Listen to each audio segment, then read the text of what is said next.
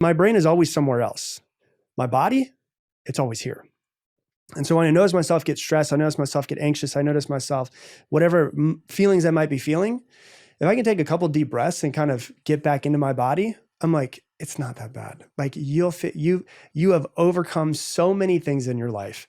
You'll figure out a way to get through it. And so what I've found is that it's not that I don't take the action. It's not that I'm not wanting to achieve more and more things and be able to have more fun and do all of this stuff in the external world.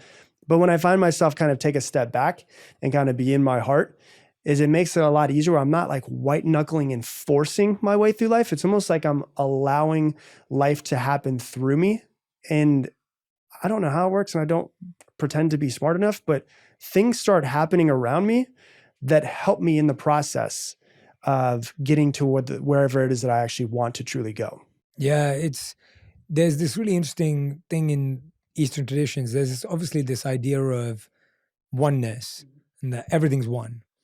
And then there's this idea of duality, that there's this side and then there's this side. And one teaching that I've really connected with is this idea of simultaneously one and different.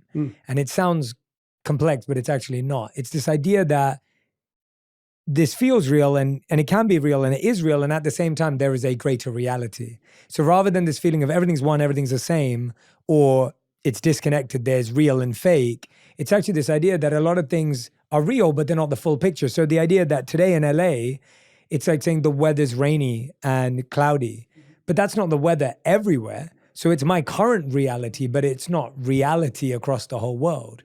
And when you start looking at life in that way of there's this reality and then there's this bigger reality, I think that's that zoom out. That's that, let me take a breath. That's that, let me look at the inner world as well.